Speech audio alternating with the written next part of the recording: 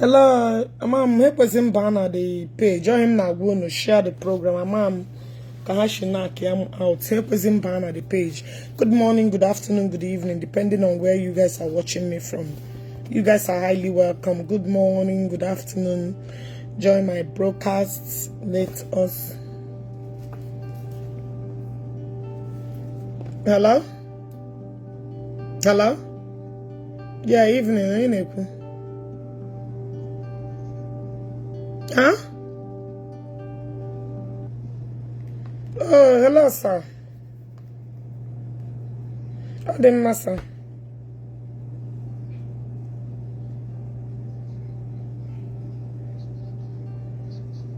Okay.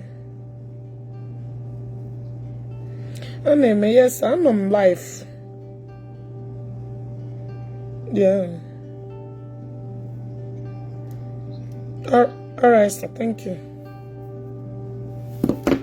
Hello, and they can become I don't know program on the other page. I kick him out. I'm not gonna report and do to ESCON because share the program as you're joining because that musu.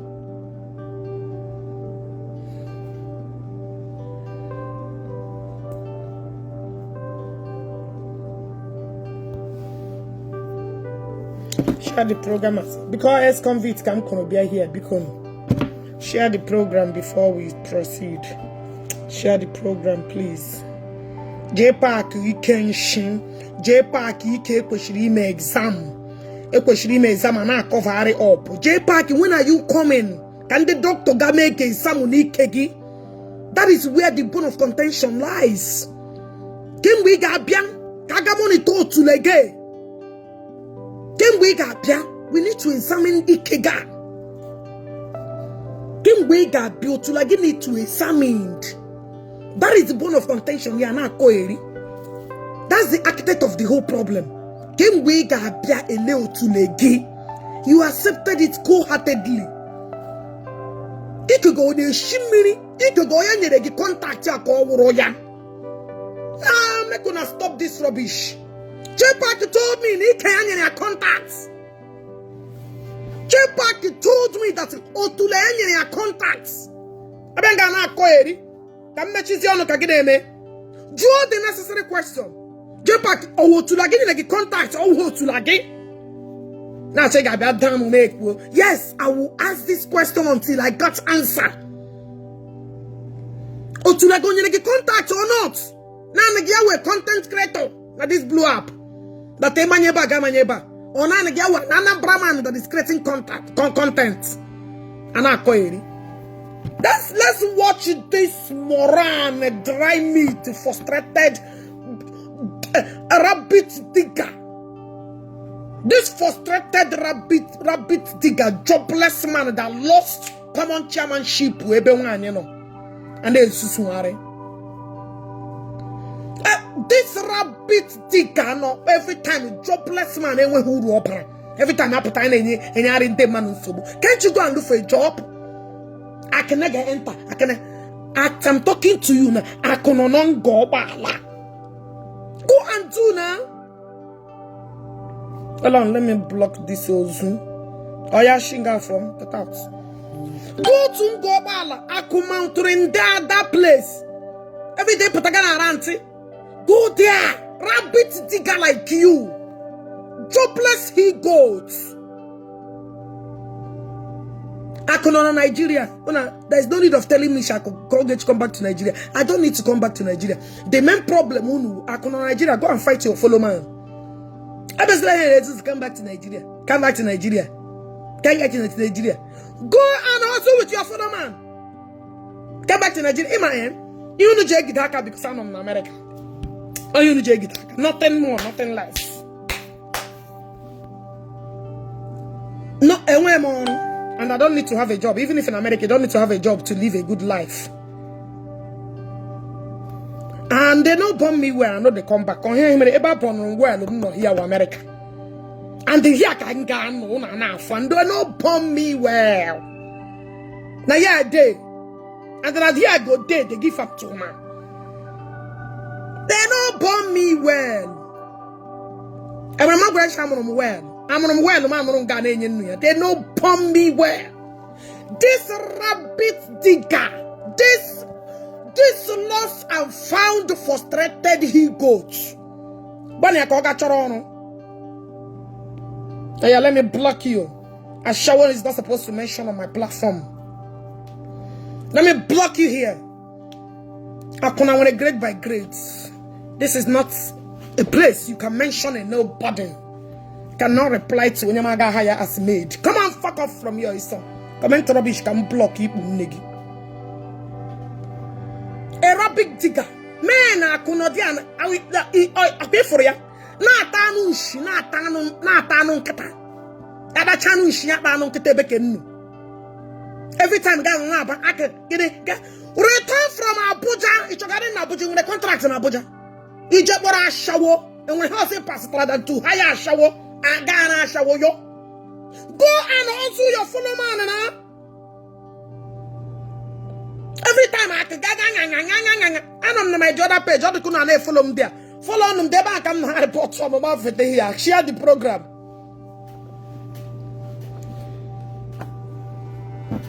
You want to go? Every time I get chicken back to Nigeria. Una de dia. I could wait to una pangwe. I could arrest on a second Jesus.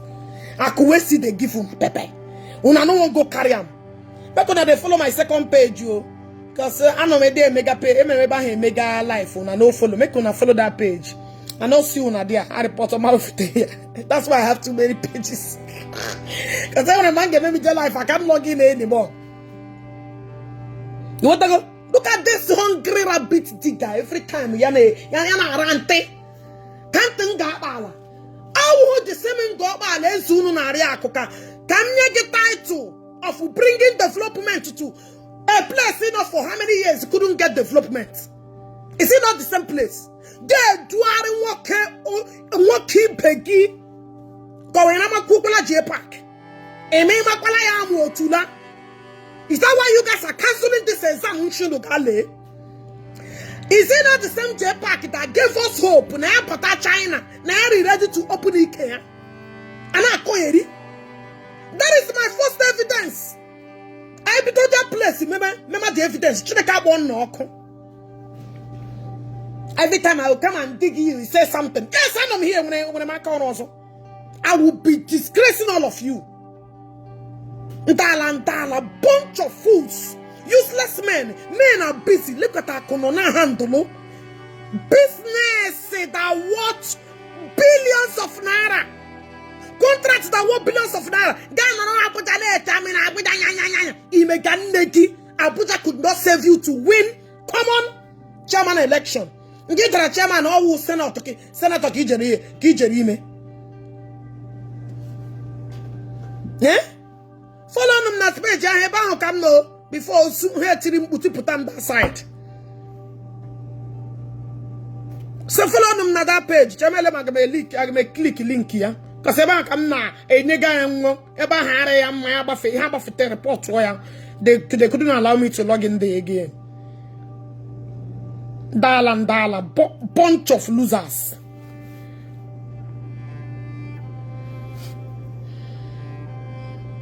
And I query. Maybe they listen to you. Just after this video, if this does not happen, I challenge 1,000 of my followers to stop following me. In fact, 5,000 of you should stop. Topic continues. It seems as if it is fading away. No. We want to add more petrol to you. And no petrol. Now you will go live in agony for the rest of your life. Okay, I go to my work, I do my job, I come back home. When I'm busy, I don't have time. When I'm less busy, my penny unuya. Salam. Madi bunegi. Oya, otilo. You what again? When I'm busy, when I'm less busy, my penny I'm not less busy, many kugia. Anywhere I did, penny you that is jobless, but I'm penny. There is nothing that will stop me here in our call defense mechanism. I do not send nobody, including Ipumun, cannot send them. No, I'm deciding in the Kia. decide in Akwebeke big opinion on that link, that Classio Sport opinion and campaign. It does not matter. But I won't need you to aya. Anyhow you carry and come, when you go give it to you. Agabe nyekiya. You rabbit digger. Ogweyi tekake. Kanga tojo. Wanshi. I'm at 20,000 naira impulse. A very poor dry oboroko like you. A woy kill my action. I go much a low class budget. Everybody cooker. And you idiot one in a Gloria Patana Mariko, Namarika's one in Nimokun. I will go to court. But that be a proof what you have achieved came in on this blew up.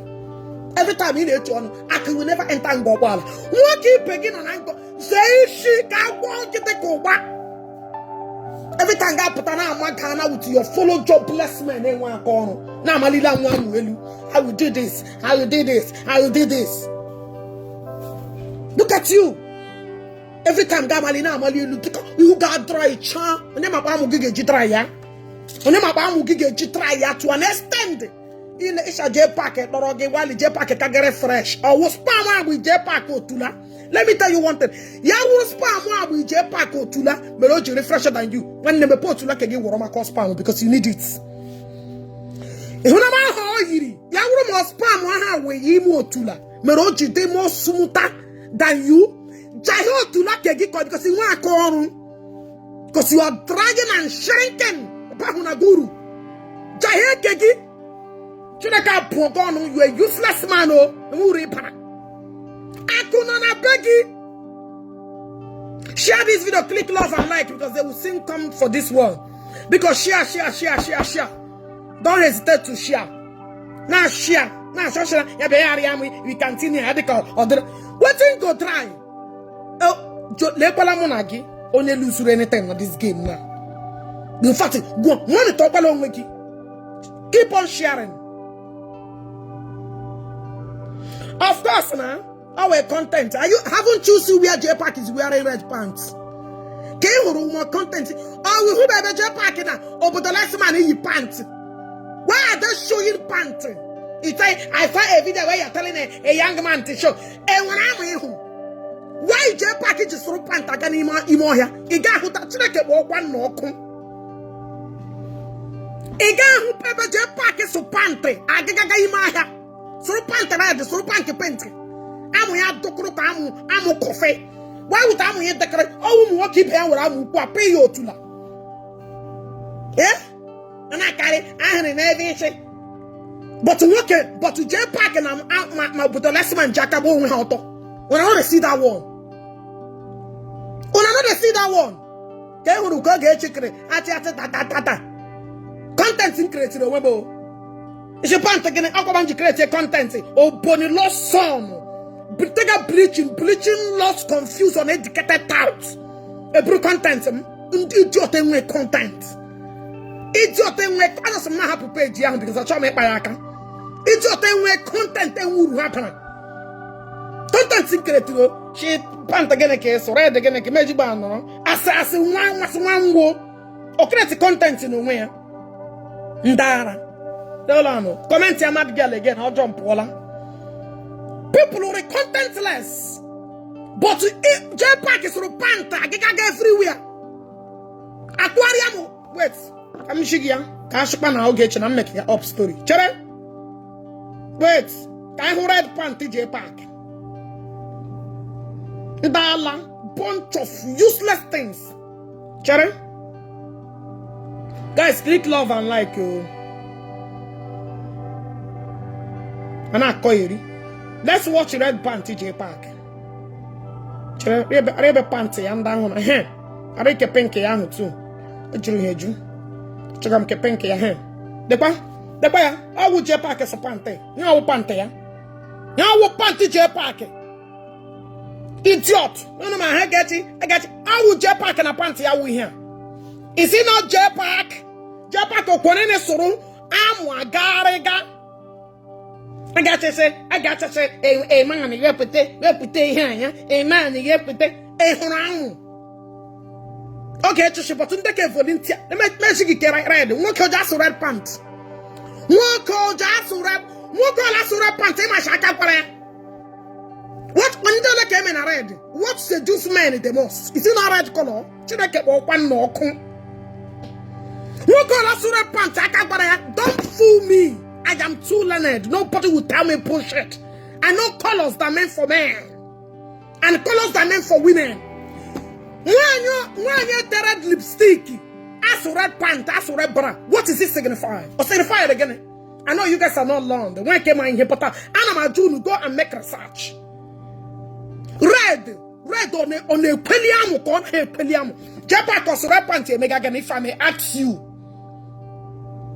Sorora pante paraba red.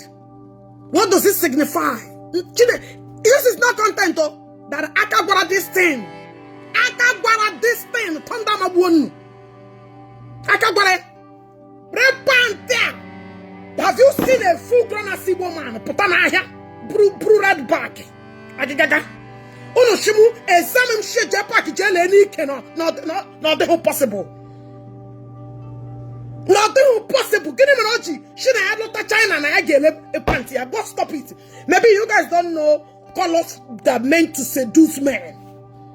Yahu chapan togas yasuru pink is red. But red and pink organic. Red and pink organic.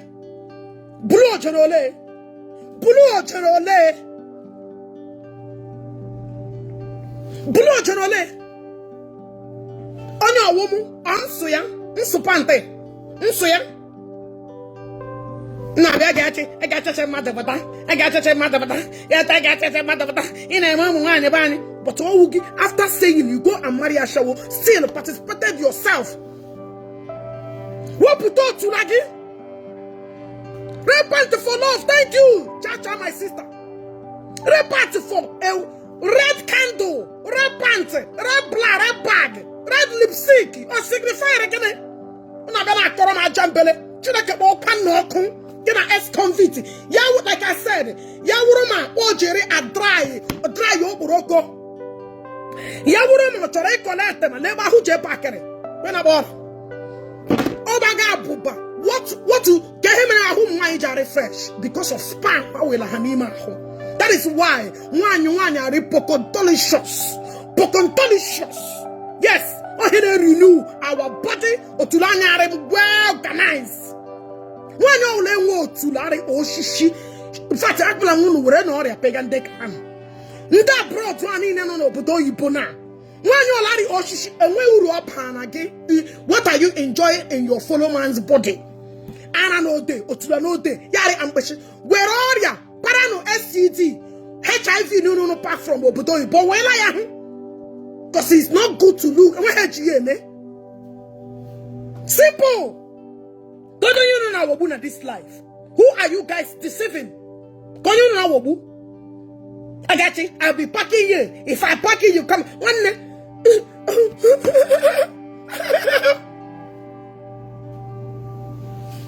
Red color attractive man. Lipstick red. Candle red. Bra red, red bag, red laundry. Get let you castle red. I give my over. I give everywhere. Para.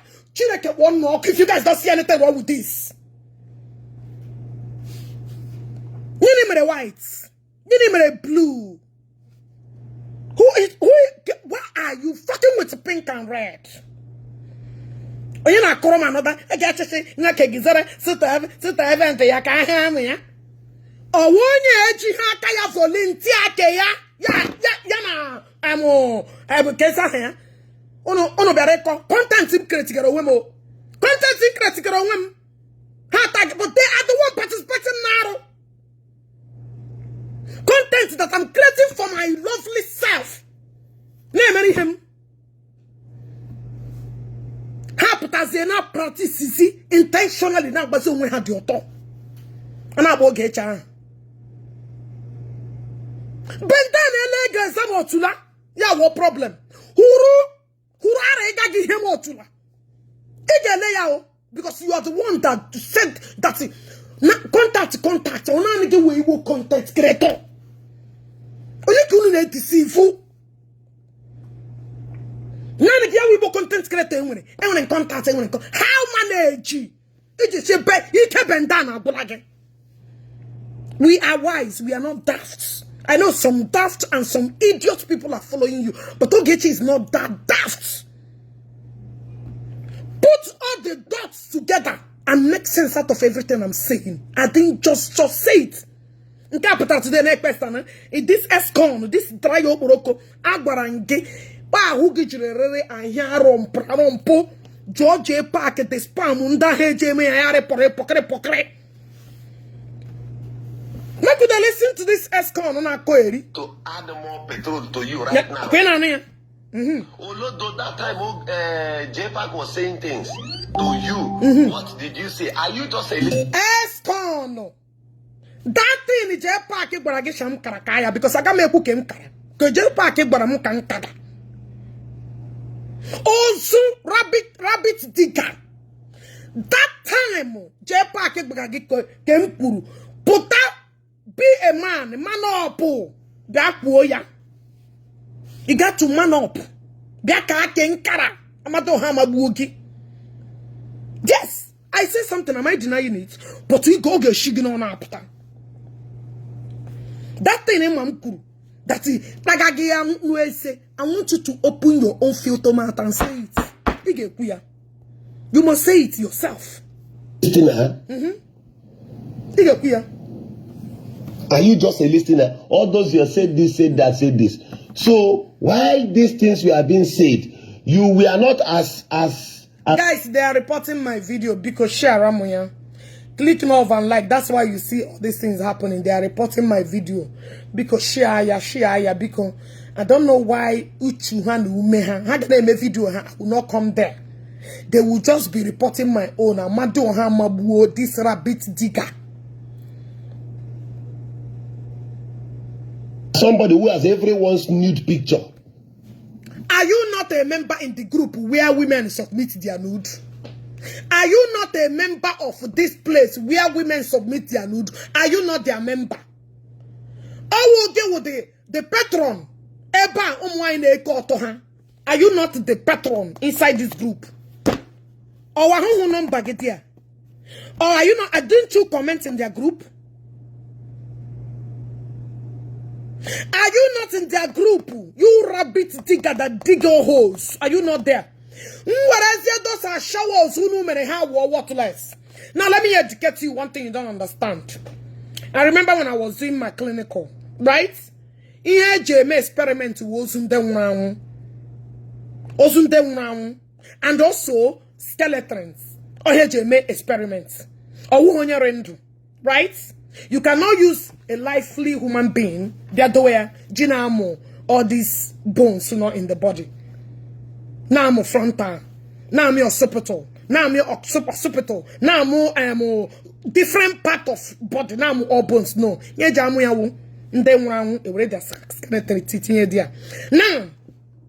let me tell you one thing you don't understand.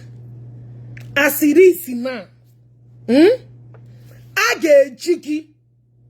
Shogun, it's obvious you aren't. Yes, I'm not working. Oh yeah, Otila, I'm not working. Fuck off from this place. You want to go? So, as the one who controls everyone. Now listen. Deceive her because they are useless like men like you. A place where is public place. Outside. I just want you to understand this.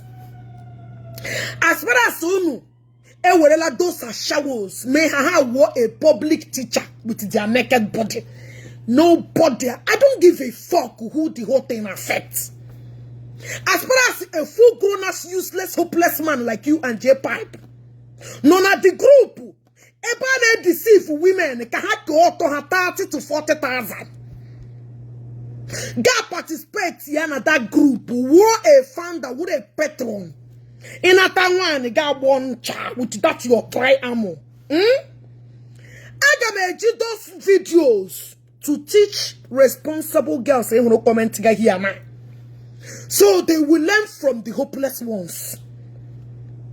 Did you get what I said? Age him all their author because you guys made it possible to my reach. I'm in the house. I'm not their family member. I'm not their papa. I'm not their mama.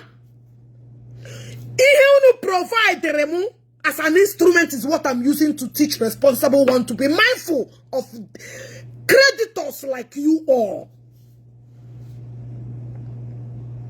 Did you get it? So as far as in a group, una manufacture automobile in the name of poverty rate in Nigeria. Ununya 30,000. Uno show how be a equal challenge, right? My mission is to use those ones who are available to be teaching responsible ones who know here. I don't care the sentiment how you guys want to bend the whole thing. It's none of my goddamn business. It's none of my goddamn business. You know why? And when they made it available for us. You guys deceived them. You guys manipulated them. Stupidly, they gave it to everybody. As it stands now, all people who go to her. Did you get it? So saying that every woman that Ogechi that has every woman nude, a woman their mother. A woman, their relative. How did these things get to Ogechi? That should be a wise woman and a wise man thinking of asking a good question. Get them first from in the house. Did I know this idiot who know my love father? Not a group. Wow, this one a WhatsApp group. Guys, watch. This is a WhatsApp group where they are sharing women nude as a cake. Oh, they did not force them. And that is why I am. What? So, are they now angry that Ogechi is using it to teach him the Gama here? And I'm joking. Why are you guys now pissed? You didn't force them, and the thing get to my reach.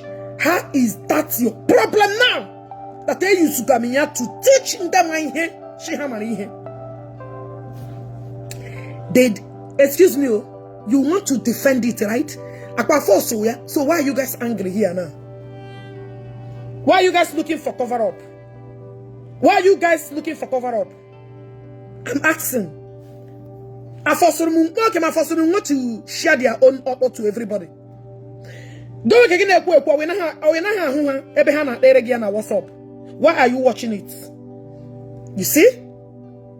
You see how it is?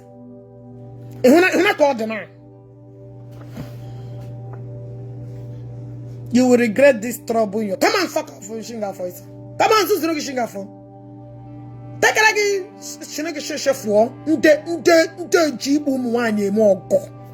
useless, hopeless man. He can't defend it anymore. Now, you see why level unuji the poor, very poor. You are no longer defending a force or her force. Now, Ogala threat to threats. You see? You see why you guys are so useless? Now, Ogala threat to threats. You're no longer defending it. Now he has become Ogechi, Igemeka, Agemegika.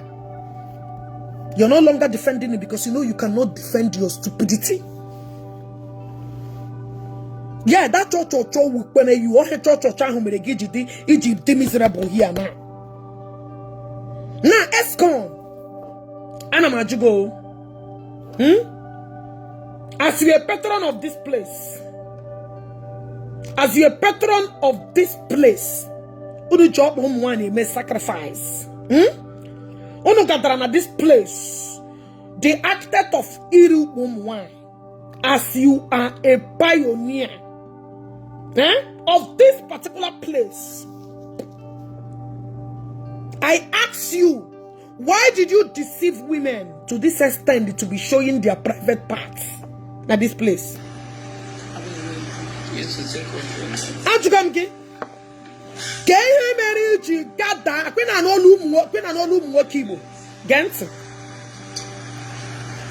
Yes, I talk too much and you listen too much.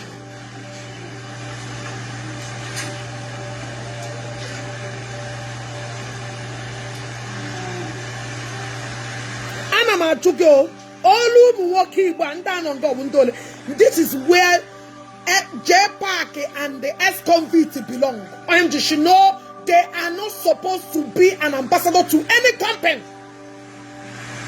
Yes. They are not worthy to represent anything good. Because they are dense. Who are they with my futures? Group now who need to join me. Neke woman wani escort go jo to anaga hu kwara ba shaworu boroge foroni. Ihunu na is it godly? Una ga do mu wani ka ha na agbaru na oto.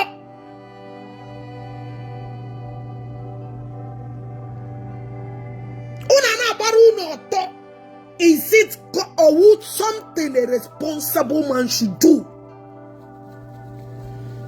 Has a video. It should be this thing done. And this is the Nigerian girls who these are Toron and Do to ya. These are Toro, this dry fucked up loser who escorn. What can you convince here? Iman and followers everywhere. Iman and followers. If I'm don't be surprised that one day I shall wake up all my followers. Yes, the time okay. Don't be surprised. I'm going to followers everywhere. You used to be my follower, so why do you think I shall wake up all this night all my follower? You used to be my, all of you from A to Z used to be under Queen. So why do you think I shall wake up one you are hopeless. I have people everywhere. So the same group members. With Jezebel, you never see anything. I am worse than Jezebel. Oh no. Also, like, don't start building your life in a responsible manner. And surely, Gapana my territory.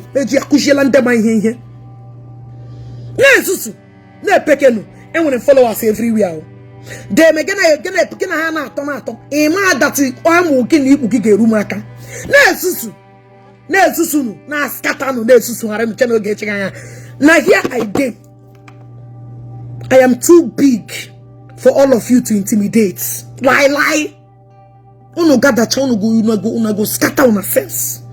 Eji mojobri. So, odwa ipugana, Ogechi yamekri this auto. Are you guys not the one deceiving hopeless girls?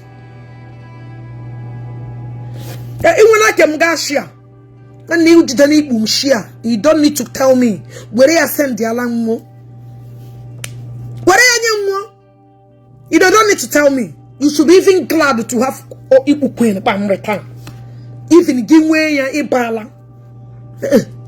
Give way you make a lot of money. All these ones they are not making money on it because they are worthless women. But in 1 year they come when you are made for billions you get put on this blue app and when they're gonna get Makachi. In when I am free, you get them with all money. It will become a filthy billionaire overnight. Makachi, you know these ones? We're gonna 30,000, 2,000, 30,000, 30,000, 5,000. So, you will tell like him as you have it. Where ya become a foil. We will take Queen. Hey, come on now, bikini bottom. Facebook will break into 2. Bikini bottom, you all everywhere. Yeah, they come always a common thing. But my own potara, who were in a break into 7. Honor Igidena, you are one of the richest person now in this blue app. Because everybody post she will click with the money, they will go. They make you go create a website for it. Pay money. You don't need to everything you do money. No let where as money. Those everyone's nude picture and all that. I get producer, you sit with anyone. I get producer. Your brain from getting to the level And you should have started recording JPAC immediately. You don't need to tell me whether a gym record or a gym record. You are too small to find out what I have and what I don't have. Even with the brain, even with the capacity, it is too poor to mimic or to control me. Like him to pain. I rule my world. He get down in a position telling me what to do and what not to do. Violet Queen chicken change or when we have water. That is why energy is in them matter. Common experiment for them to be wise.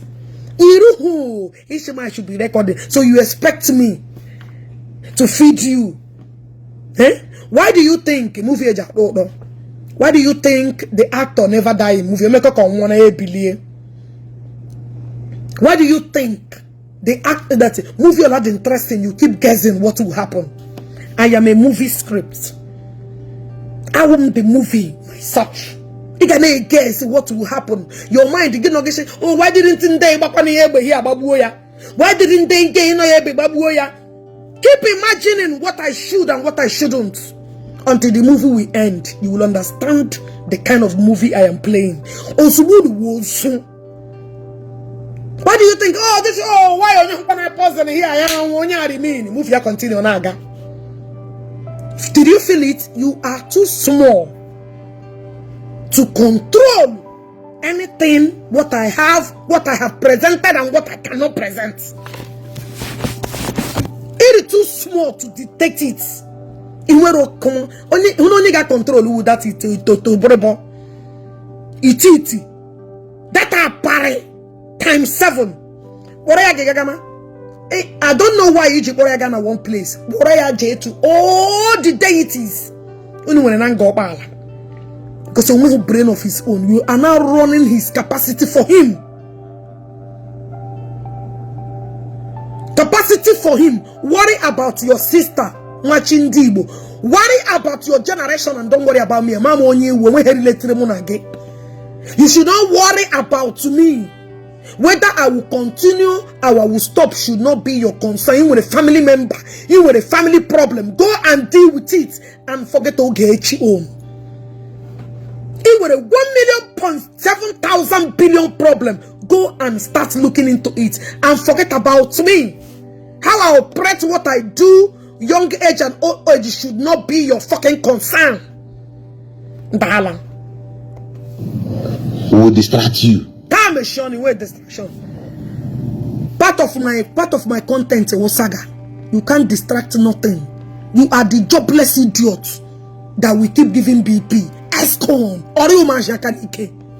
That is who you are. I will keep refreshing people memory. Well, let me block Shamolodo. Let me suspend all this. Once fake account, you're even using chaplets. Come on, my phone at this page. You Shibawa pack it up. Come on, get out from here. Frustrated bitch like you. Oh yeah. Anything to be I call you. Oh yeah, another comment.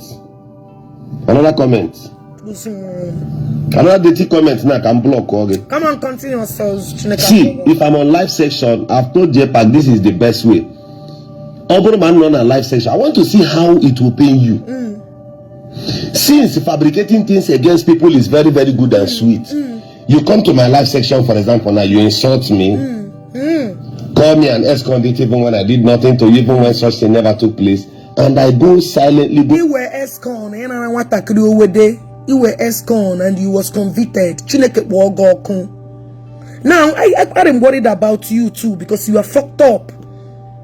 Only when a 1 million problem in your household, you should be worried about yourself, not about me. You can't be worried about Onekagema. Onekage not a good country. Onekage we shibon. Onekage we go. Onekage we imo. You should be worried about yourself. Worry about the things you're bothering because Ogechi, you should be worried about. You only got the worry the Onekama. Onekama. That is who you should be worried about, not Onekagema in all ramifications. Worry about you. Take your picture, right? Screenshot your comment first, keep it, and now bring your picture. Go and produce. Maybe make your picture go viral and tag you HIV positive. Ordinary that one. It was. All of you have been group joining, have been tagging children of HIV. Are you not seeing it? Can't you condemn it? Group have been tagging children, rest in peace. Have been carrying children to Odubodu. Nebuha. We not watch you. We not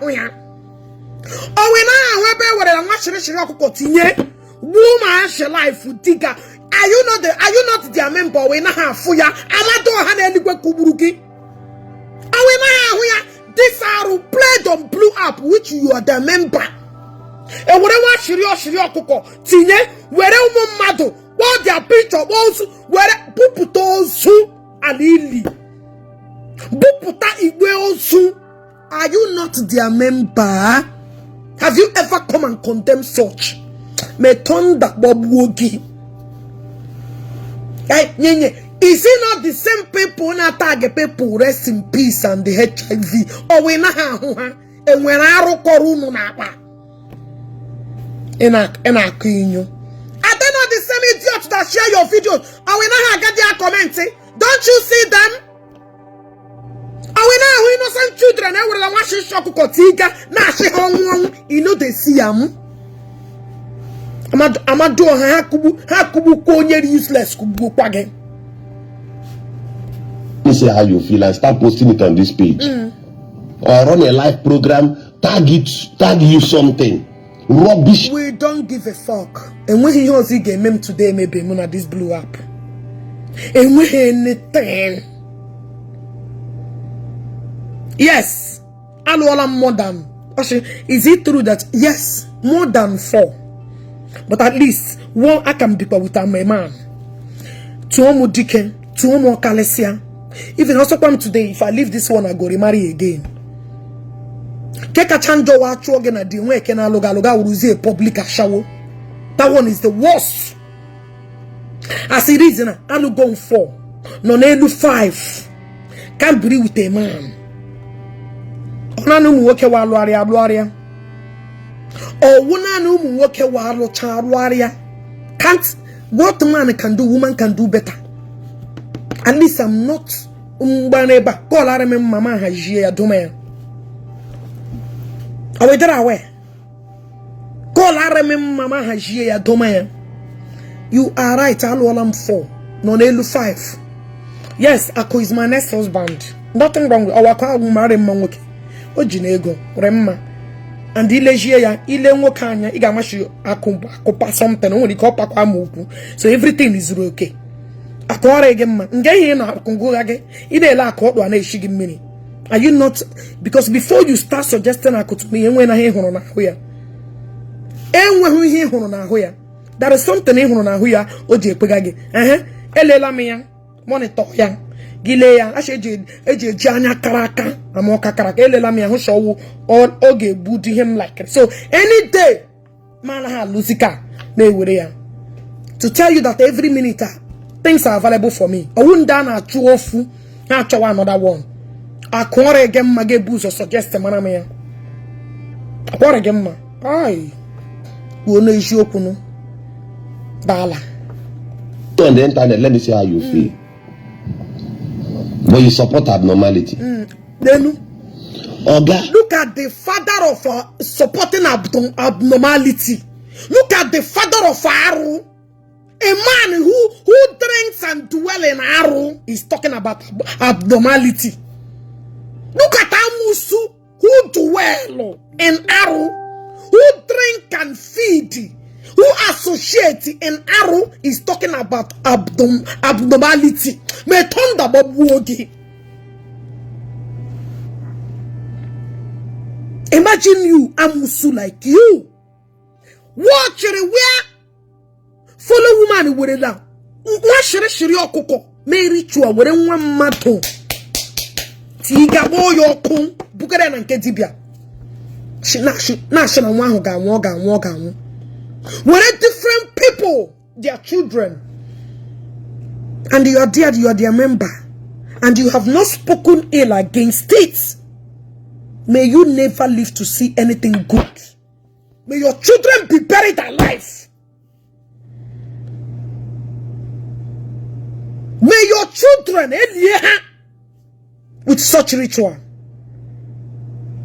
Amusu, info that men do, live with them, only live with you, and it will surely catch up with you. It's just a matter of time. Amusu. The next 5 years, I'm not going to allow you shut up your mouth. I'll be giving you worse things to say. And I'm not going to allow you to be reasonable like your fellow man. I'm not going to allow you to be reasonable like your fellow men. Because men are billions of naira projects. You're not among. You're not among. Imagine the money you'll be getting from that project now. Imagine the commission you'll be getting. Billions. It pains. I can understand. Gonna di Igbo mbodo wire full. I can understand the gonna do Igbo mbodo wire full. Or there are not very easy. The thing they give you woto. Let's see again when we want on this blue app. Or we will but as far as no Ogechi leaders. And then man woman say I can't match. Oh yeah, that one they enter you. Oh, they enter you woto. Because all of you feel like nobody will come out and challenge you on an arrow. And when they got put that challenge on an arrow. Every time Zion, every time Ebukobi, every time Echo, every time Zion, every time Ebukobi, every time Echo. Oh, problem unu. Now when somebody she not do possible. Yes, Ebukobi, Echo, Zion, Ebukobi, Echo, Zion. No, Ajugunu. Move on. Get shagagi move. Oh, when they come in back. Like I normally tell you, Pikin we say mama no go sleep. No go sleep. Any day up on my followers, I don't know. Because I don't follow you and let him jigame. All people want to grab the video. And that is why I'm responding to you. And do you know I'm too busy to follow any page? Too fucking busy. Also, look at how you just 2 page. I go church. That monitor. I can comment here. That monitor. Even comment you, they talk say, I saw where I commented. You monitor this guy with your bitterness. A guy when not a guy when don't block you for everywhere. Block you. What's up? Block you everywhere. Delete your own. See, no one breathe. No one leave him alone. Can you not turn back? What? Can you do so special about Kono? Escom, can you hear this special Zion ministry na Kono? Or what happened to Maggie? Or your father na chacho? Move on. Friendship did not work. Gawa back you have found new people now. Oh yana he nyegi hakuna nyegi. Oh for managishla, Ogechi is controlling Aka. Okay, yes, somebody got Delilah control Samson what he can. Women not control men. Men are not channel wine not control. If you don't know, go and find out. Maybe read your 7th book of the world that supernatural the earth. Women. Okay, many Abarom wine are very powerful than in Kenwoke. We control this earth. So if you believe that I'm controlling, I could deal with it. No problem. Deal with it. Ogechi Okeke Ako Ogechi Gabagewa Ogechi Gabagewa Ogechi Gabagewa Ogechi Gabagewa Ogechi Gabagewa Uneshila una Bangaleba Ogechi Gabagewa Ogechi Abakolagewa. Okay, be careful. Next one is Ebukobi. Next one is Ako. Next where pusu Uneshipe. Unusheba, you not enter. Una come here, you not enter. Una come here. Okay, I could be you are next in line. After J Park, Aki you are next.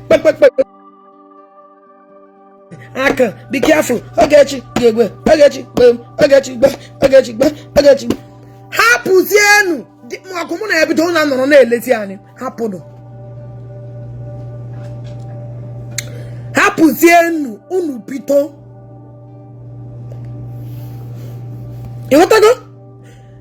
As far as Obitobe, don't worry about it until the thing is said here. For now, Osetibe.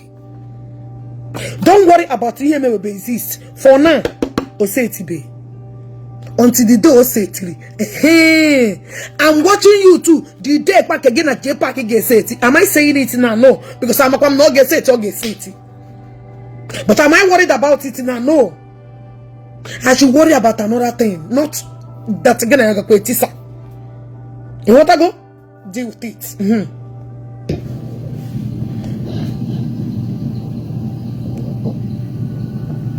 I'll be giving you things to say now. Story.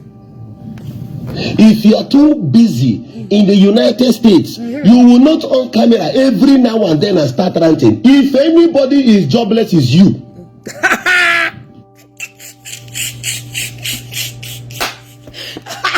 Wait, the same person imbecile that's supposed to be busy with my imbecile kids. So now I am not busy anymore. So America, that you have to secure your time, how to manage it. You that ain't work on. Thank God I go to work. When I have my uniform, I go to work and relax. When I'm here, good. You that is a man that's supposed to be fetching around, do not hustle, no only my business. If there is no onubeke, if there is gay. If question of somewhere, I will motor pass, I will pure water, I will granola, I will sugar, ganere. But no, you are busy monitoring our comment, monitoring where Taku said about Ogechi Wani Buamo. Monitoring our said that if Ogechi come back to Nigeria, what nothing will happen. Monitoring that if I can say that is a lie, in that heaven will fall. Ogechi try it, come to Nigeria. Why are you so miserable? Why are you so miserable? Why? Hello?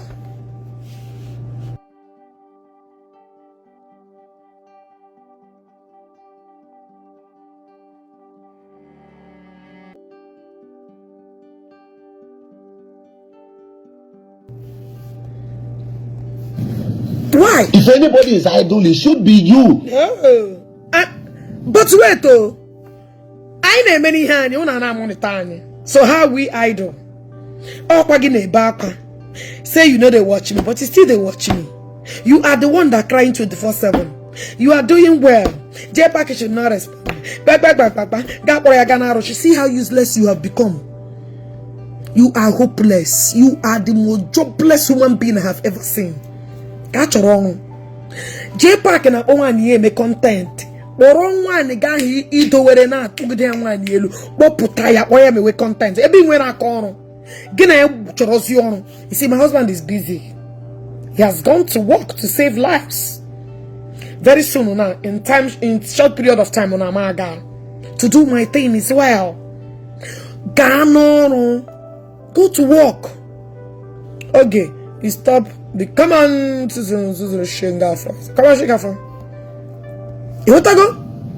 you are so hopeless. And those people watching you, those people hailing you, cheering you up, they are not doing better to you. Also, those idiots, those jobless men in a quarter associates. Those men in a room as your life and direct, those useless shower women, those prostitutes. Those women that are burning our children life and direct, are they helping you?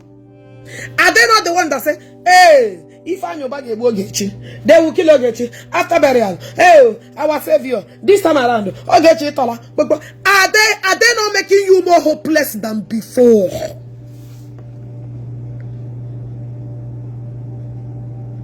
Are they not uselessing your hopelessness? Forget about, I don't know why you guys are so particular about my followers. Am I worried about this useless atom that are jobless? Majority of them are deported. They are nothing to write. They are scammers, 419ers, hopeless idiots that have nothing whatsoever that to cook up stories and look for people who go dash the money. Hopelessness again had the same. Jobless, hopeless, single, and ashawonistic people. And we wrote nothing to write home about. Idiots that cannot amount to rubbish. Are they doing good to you? And I'm asking you hopeless man. Those deportees in a hell in Abana and Abuja, go and meet him because all the jobless like you are. And when you paruru, gina hane associates. No reasonable, responsible man can associate with a lunatic like a parekoroge.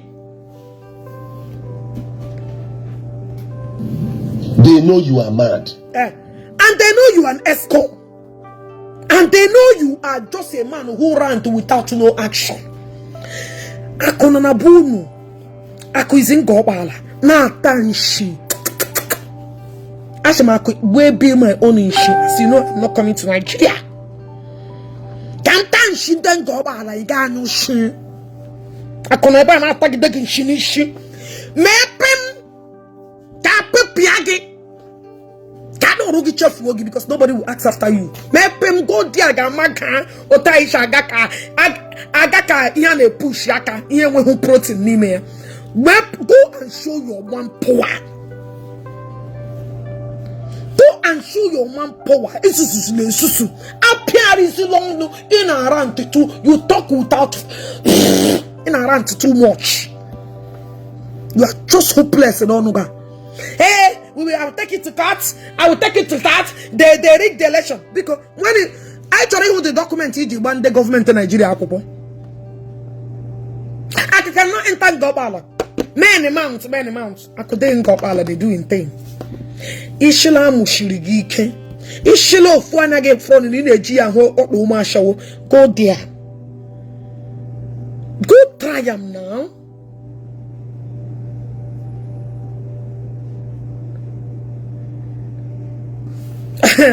Miracle. My mom is from where I'm from in Nevio. I'm not from where actually. Everybody manager mini. Onion for life. Why my followers become a torment to the skin? I thought you wanna say everybody hates me. I thought you wanna say nobody they follow me again. I thought you wanna say Ogechi, nobody they follow you. You don't get followers. You bought your 1 million page. The same 1 million page you want to buy depend on. Where gonna go buy now? Go buy it. If you get the money, go buy it. Go and buy. Ya will not go and je come so ya. You know how will na me buy. I mean, it's not in my business. Na me buy. If you not like it, make una go dig. How many people have changed it? Now, how is that on a wahala? Whether my Zoromeya 1 naira or 1 name Zoro your baruno, fuck all of you. It's not of you, not business. Now here go day. My followers, they give on a BP.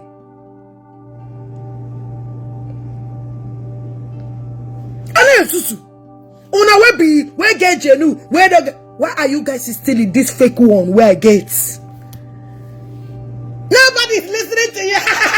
I'll tell you Chicago. And you're not listening to you. Nobody's listening to you. Nobody's following you. It's all fake. It's a taco. I will tell people, you put a fake magic. Don't try me. And then Susu, can you challenge your God? Hey, maybe I get them. Maybe I shower. Put it on Facebook. Granny, shut up, Mambashi. One year guy will come on up on a 1 year will get it. And I will tell people that is for that and I don't know every day. I build a place where your pussy have been carpeted and shared every fucking minute. I shower. I'll go person like you, man. You are the one that gives me money. It will give. Then you may go. Oh, yeah, shower. Yes, I don't know. Yeah, shower for a prostitute like you.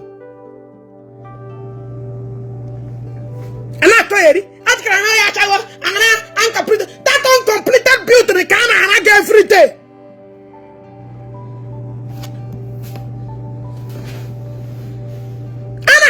Take you she man at that place. No, still locate that place.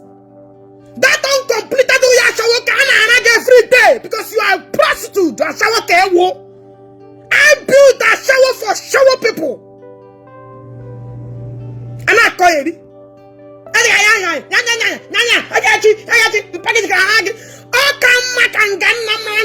Every lip and hole are gnashing your elbow.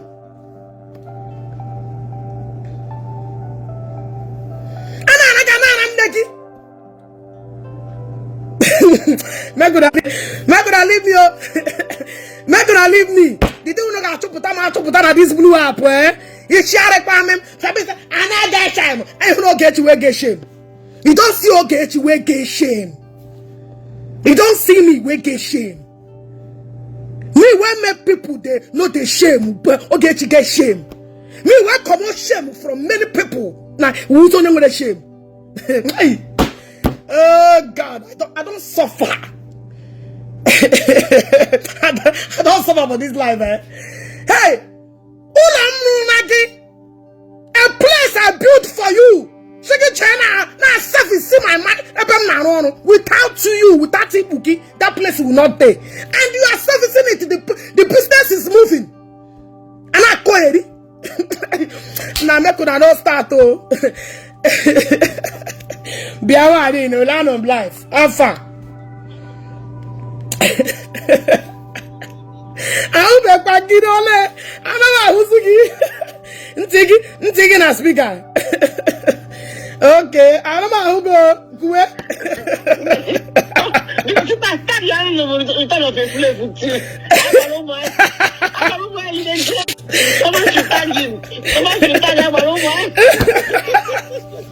Nanda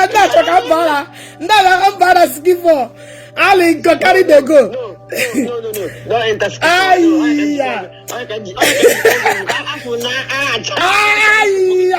Okay. Nanda skip for yeah. No.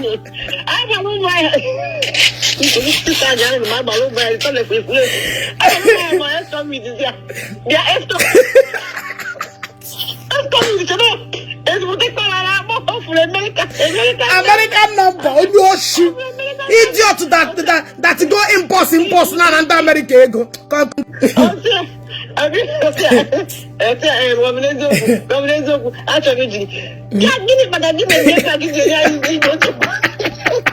I want to buy it. Zubanike.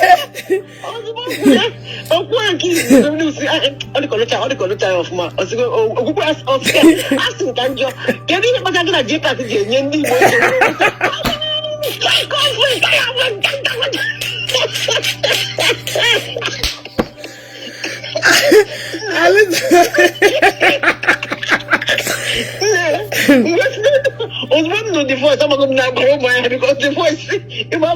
Osman is no so we can allow more. Osman, or try the picture. Let me get that bastard picture. Yeah, me borrow my putara. I borrow my putara. Jona here on a query. I'll try a picture, but I'll try a picture. I'll grab over a picture. I'm not very after what you're going to do about my hand. I'm not more for a picture. I'm not for a video call. I'm over my place. I'm not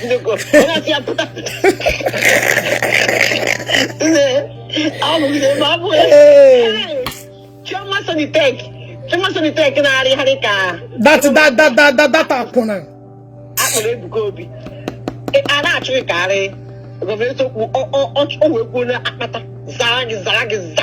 because you know he is new won't believe it.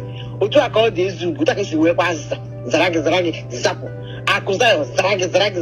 As if no go but the only person who come on, Emmanuel, she's looking for it. So you wouldn't get him in 12 days. Come on, hey, why? I don't know why you like me to notice you. Who is that? One idiot to claim mommy on show you remaining remaining 12 days. Can't China dump where remaining 12 days. I can not 4 days. Can you lie? Oh, no, remaining 12 days. Age I be a from America. Bulatam. Oh, I've just set up 7 Nah, they're from 7 days. Oh, up here. Remaining 12. I'm sure set up or afro. Because I can't count on me. I watch a from 12 days. Yeah. From here today to that. The Emmanuel, the children are about to show me block go respect all we go. Is again. Which team is coming now? I will all the same team get blatam. Come from a different dimension. Hey, children, Ogechi is a dual citizen. Alisa, why are you explaining? Why you don't? I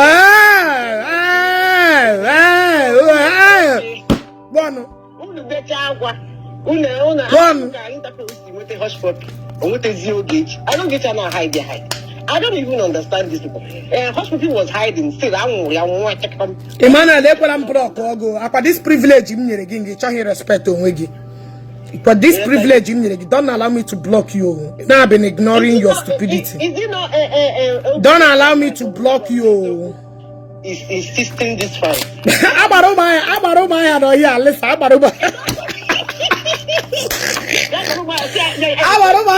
Continue. It's a comment section. Okay.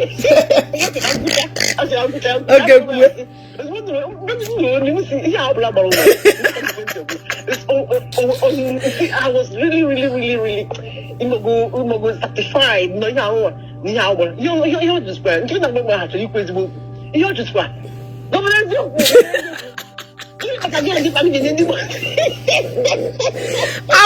I can't see you be, man. Hey, I can't see you be.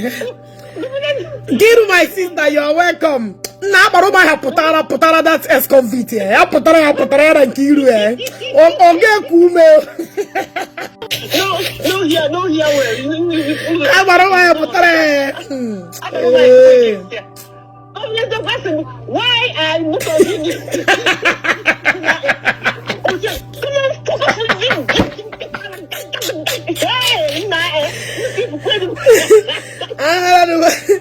I don't know what to like that this blue.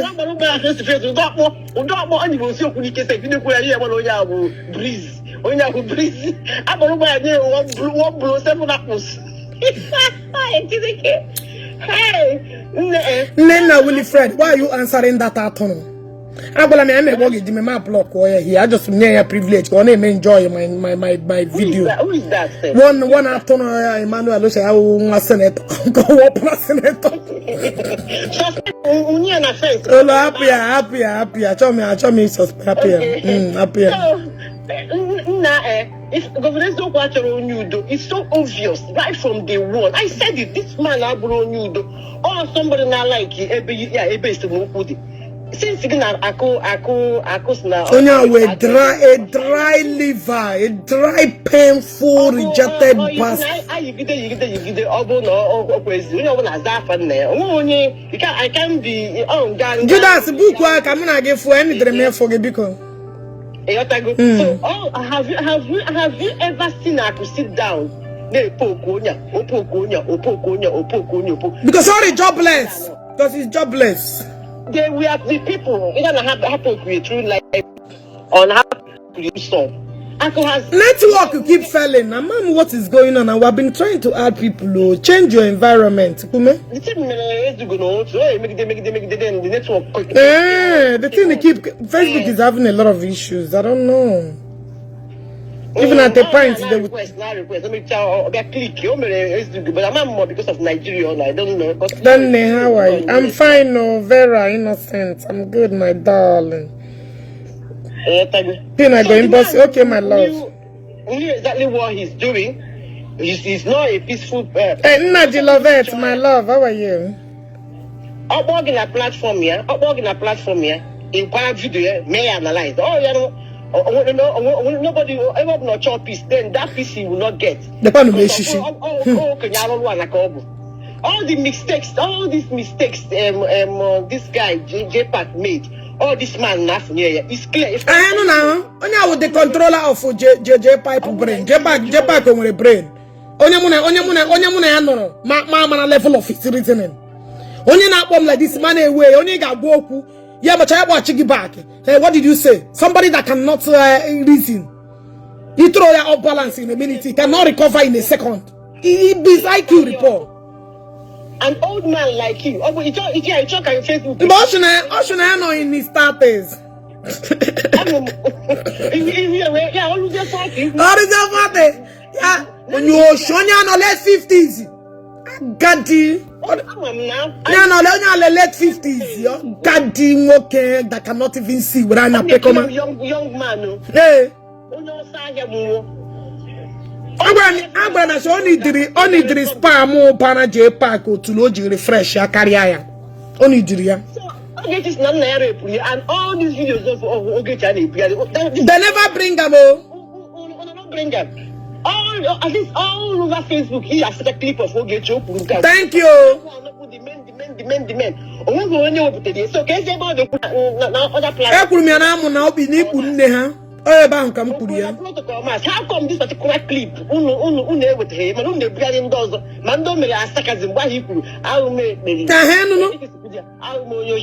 content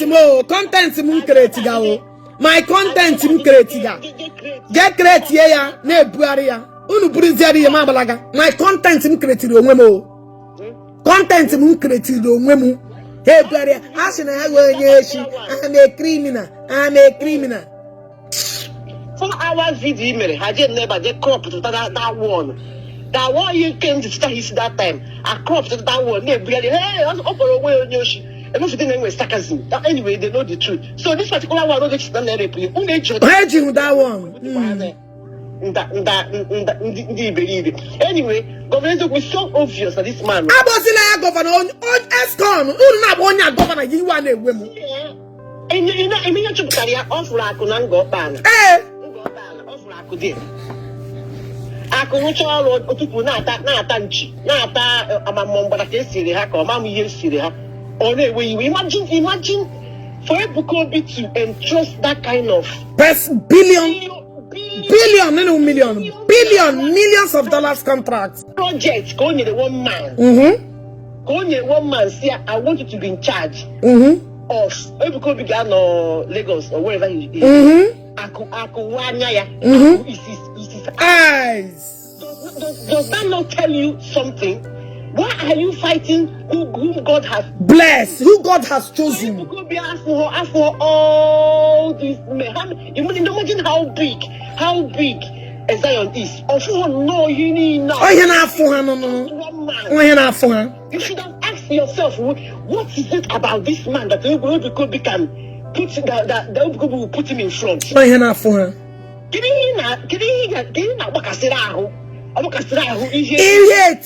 don't hate Ebuka Obi automatically. Your life will be miserable in Zion. It was your choice.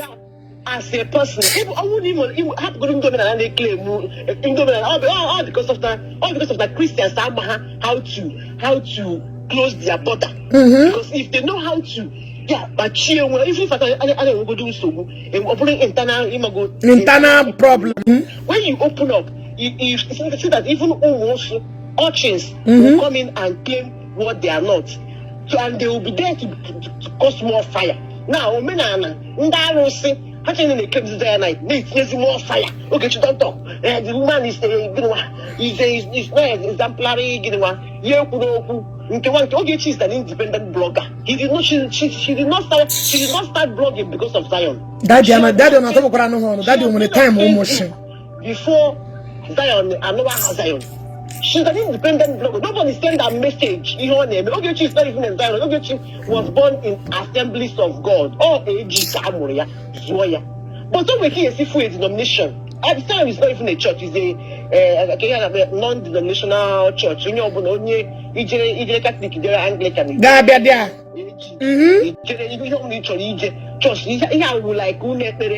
everybody know when you're not judge, when you're see magic.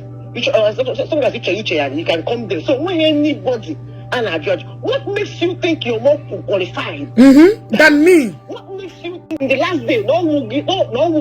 You want to do Bible? How many people be love me? They know. Farmer. Ondo ya na ewe Zion. And who will not defend Zion? Oh ya na ewe And defend Zion in your own way. How many people be love more? Ya na ewe ya we ha. Imagine if you defend the, I wouldn't defend the and so say, baby, Ogechi cannot be you. She cannot use your word. She's Ogechi and she has her own pattern of defense. Her own pattern of defense. So can you now? I could not enter Zion. I could not enter Gopala. I could have been in Gopala for how many days now? In Gopala.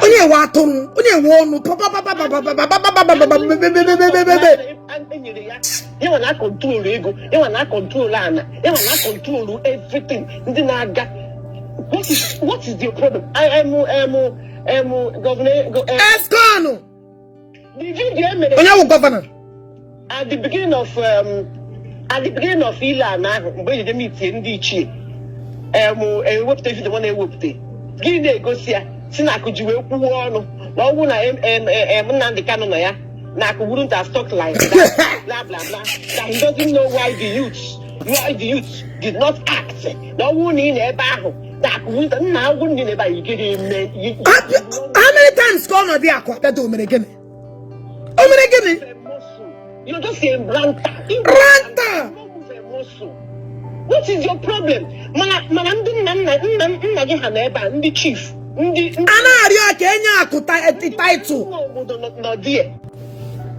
In their midst, they did not find it irritating in their ear.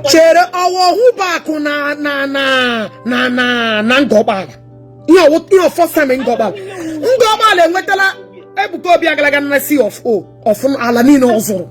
Case close to go. Agaganata government. Ganunga Canarante. Why are you bothered? Why are you ranting? Go and show your manpower.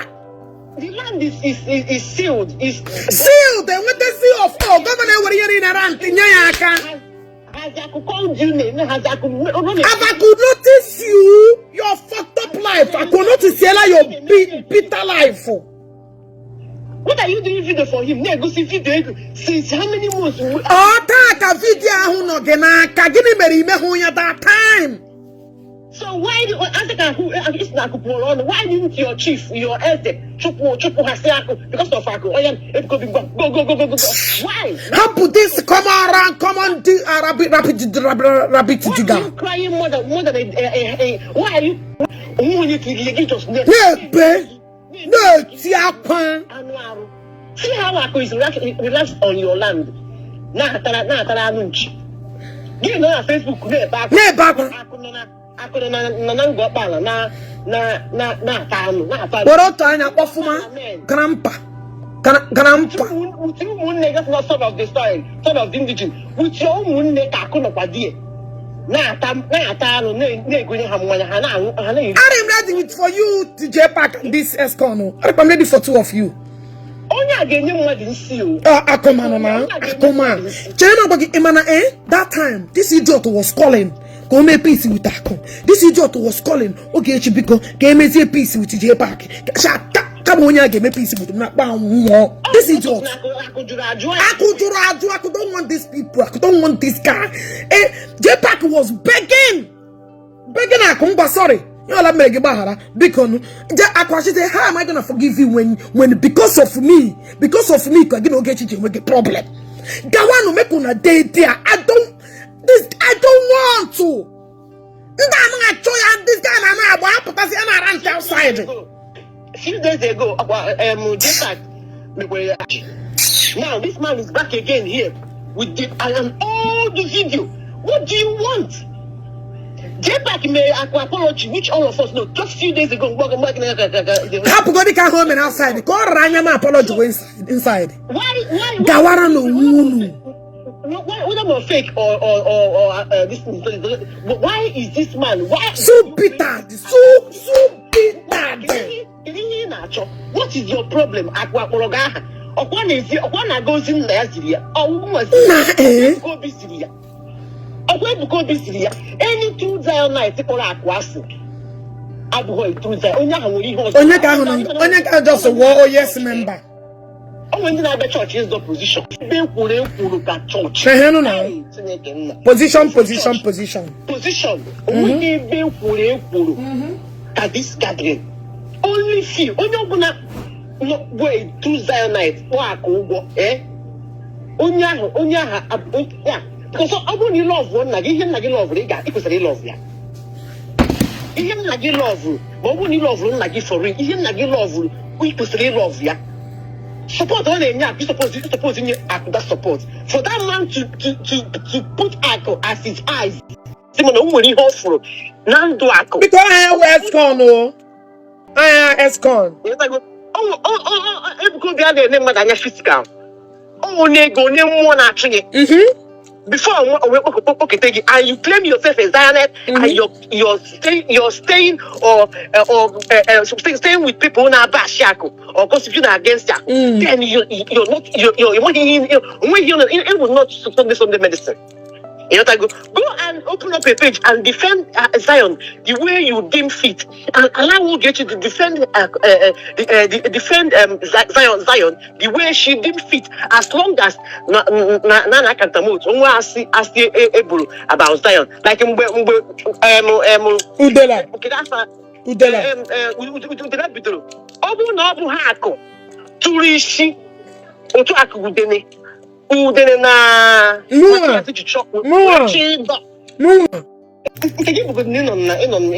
as a blogger. You know physical on ground. Go there. Plan no police there. We all saw how Udene was perambulating everywhere.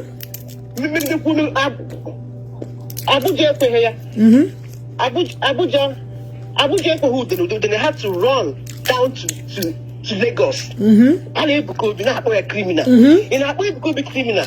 They were busy sharing with the page, just about to the Dano. They were busy. In that working with the criminal, Ozun negotiate. That thing was the last, the camel that broke the straw that broke the camel's back. Is she about the Akko? I could see bow, Nandy had to go too much. I could see it. And a Tuesday night, Ghana, Bana, Bashak, or Haka.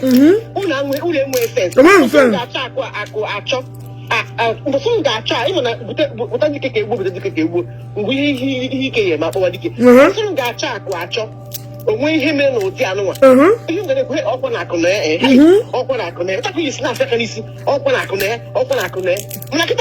No, you guys will not value him. Value him. Ale, preach on. You will Ogechi say defend. Ogechi defend the money. Ogechi defend the money.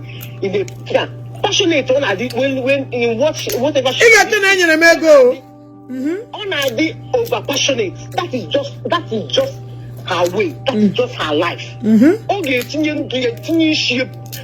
And she will accumulate even all the enemies because of her defense. I don't care. That is the way Ogechi stay defending money from the previous defense. Before this Mbaka Nekumakia. Thank you. Now make carry for her though. That page was near now. Page was here. Now make carry for her though. Nobody will carry that one. Ebony son doing the plan on your plan on Nime group. Jepak after the thing. Ogechi now sent him. Now this thing now we just may like overlook. Now people now give me live program. Because anytime I'm this share, people will come. Many people will be interested because of kind of that. Can share a card so that we will tell people that we've caught someone who planned. We've caught someone. Go and listen to that voice. Okay, that we are going to run the program and expose this Ebony Stone, ihe happened in their group. That we've got someone who planned to lay forth as the accusation. Ogechi na Ebuka rape woman, Ojima abortion, Useba Hanwo, blah blah blah. That was the voice note in response to ihe J-Pack Ogechi. But don't get deceived, go get deceived. Because I knew when that thing happened. Even we were on call. Even we were on call, even J-Pack was even explaining how they were planning. Before he wanted to do the live. With December. I didn't even live. People need to know the truth. Thank you. We need to cluster. We need to cluster people. I got cluster people by card. You have one hand. They plan. Not when I show you book and this man. Open the evidence. The evidence. Go back and listen to that voice note. Anyway, the thing is that only when you come Makaya, he knows the truth. Oh my. The man no be mad, ordinary mad.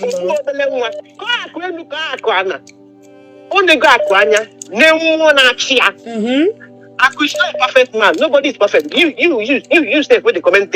You know they're perfect. But only we choose that person. David in the Bible was not perfect.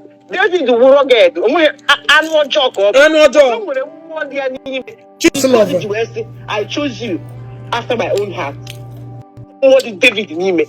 So you have no right to judge anybody. You have no right to judge Ogechi. Yeah, you don't have to defend it. You go and open a page. Let us see the skill you have in presenting. You think it's easy to present? Even myself, I don't go fit do them.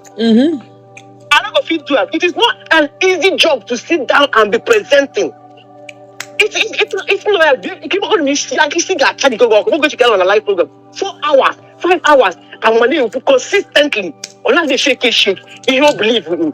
It was not only that Ogechi defending it. Anything was about Christianity. Ogechi defending it. Thank you. Total. About Zion itself.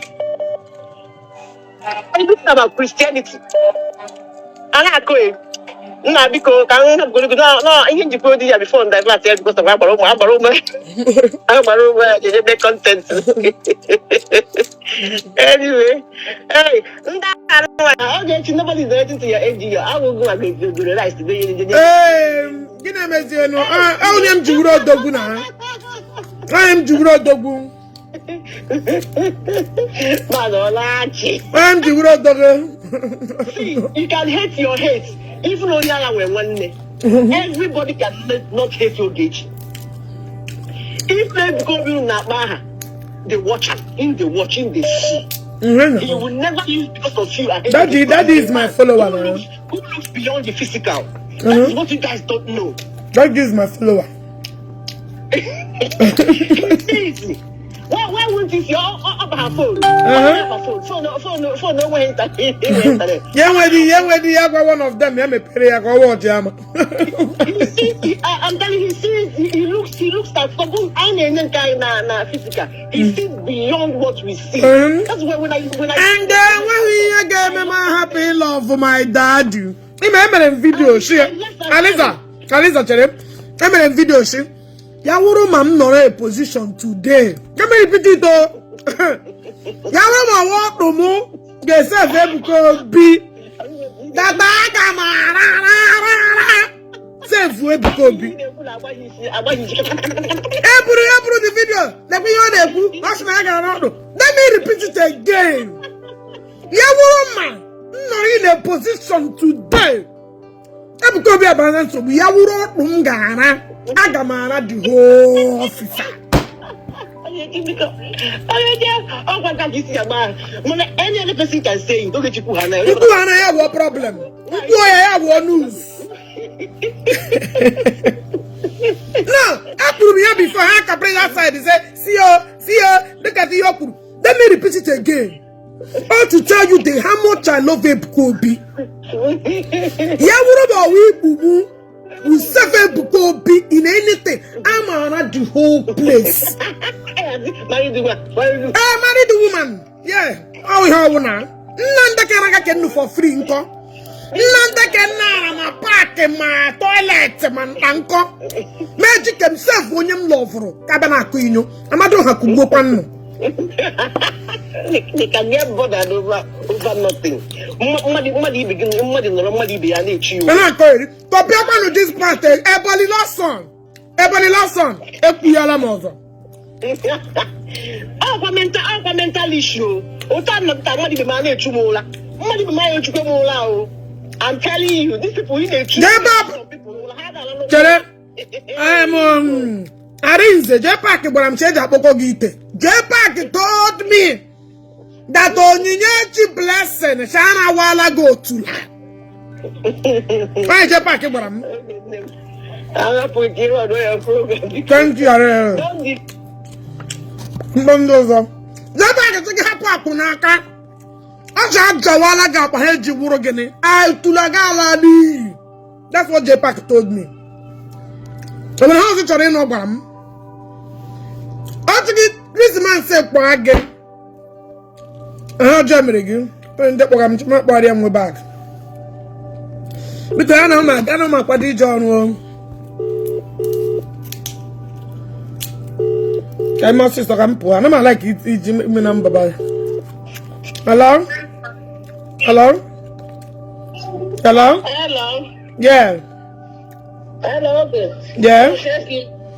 Not them market man. I wrote them. I'm late. I'm not going to maybe the program. But I listen on the recording.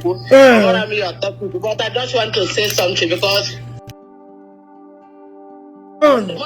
ex-convict. The people woman and women you want to go, but I just want to take my own advice on my own. Ebuko be on a bar. And I said Ebuko be na watch in him. Kedo so Ebuko be made. Go put on so we born at the video na say na the sister and the father made nke wano Ebuko yapta na altar ya we bia kwom. Kedo so Ebuko be made. Ebuko yapta na altar ya bia kwom na Ogechi so zikwe ya. Ni channel here me. God that is grace. God you want to Ebuko. Bia kwom. You were blogger like Ota young blogger. What are you for? I join Zion. I join as a packet on Nigeria. Natural broke going on. Okay. Ogechi sister put her an discredit Ebuko be right? Nah, Mark. And when I did them put her here discredit Ebuko be. You see why Brenny Anna on. Ogechi sister put her an molest Ebuko be ne discredit here. Ebuko be put her and when I did them put her Ebuko be, you won your job. You may hunka. Apoyem Nashi Ebuko be the best. Because they could not subdue me. They could not shut me up. The only alternative I want now is to tell Ebuko to shut me up. Continue. Because you Ebuko be na name na de game and then that na phone net to say Ebuko and then Ebuko be name na de homba. Na for them do for us na because of ngowa ka ha ji na he so say na. Bye bye. No bye bye. Money be I tell you how did that phone with Mando Omena? Mando Omena wala Zion overnight. Not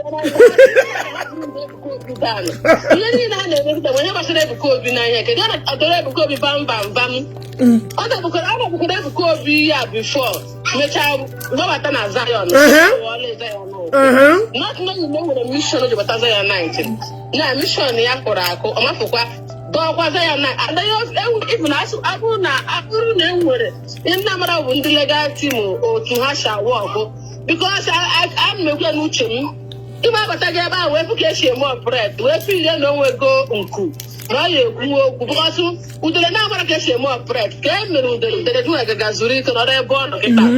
Then what you don't have a go secret in the legal team.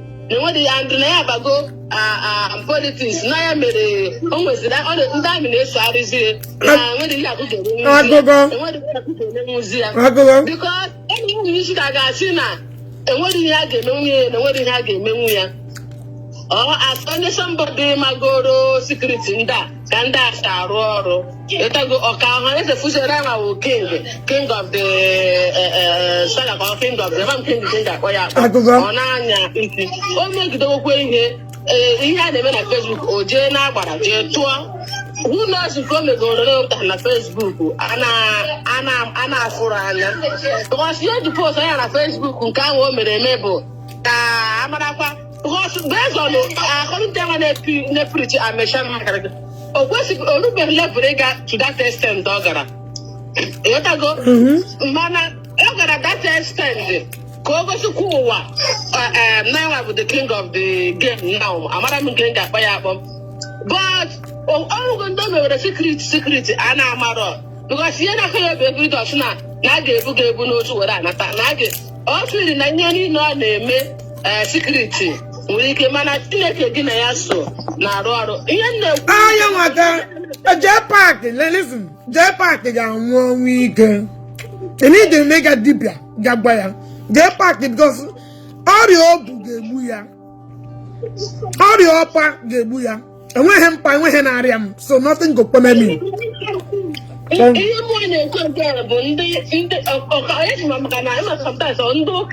Ndoka hana kwa nemewe obi ebere like we go be but any na hu de mere obi ebere. Thank you. Thank you. Thank you. Thank you. And what about him? I go and look for you. So, over here, talent will go. But just for never go beyond that, not for a fun. Then what you go be. Thank you. Give against you on the court. I'm going to be online. I'm going to again.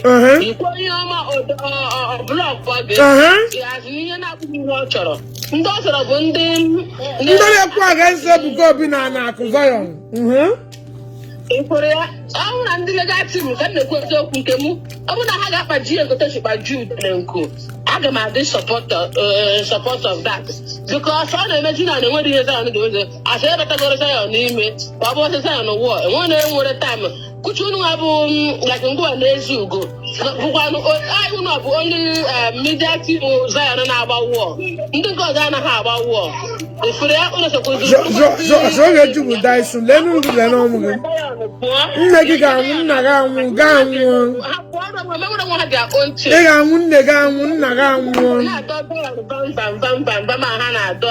Zion. You never could send the enemy Zion. You could say that. My name is Kitano. Oh, we hear me. Kitano coffee. The politics one up by it. I won't go to promise him. I go enough for why. But I wouldn't win the last team game. Because I was at Debuko, and I could take a second number. You are not Debuko online. I won a legacy game, Tina, and I can do last time. Go to for example. Camera go to BK Hono. But I still do the red. I'm going to get people feel never about the flag. And I have to now for you the Lembawa. Now, my sister, relax. My sister, relax. Just relax. I pull it up because relax, yeah. Relax, yeah. You don't go to you very soon. You don't go to you very soon. Just relax. You know, like, degree. You don't go to you, guys. And me chamara play video yeah fully. Because I can't wait. I gotta go to work. I didn't shower. I don't know hotel. I don't shower. I went down on and down will be a patronized man with people. So let me go and do the work. I need to build more because someone I'm showing you will work on to uncompleted hotel, uncompleted building. Ana Hezuria. So imana I show one with a different style. They operate. Ebola Hajan have one new person. So can make a show na agama no channel pa ni even ipu over in there. So maya bia dia Ghana na kwana na patronize them. While there must be a house of Ashawona. Mano hoya ebola kan no kana na. Onga anu galami anno. future. On that note, I'll see you guys later. Until then, let's see how it will start. Bye.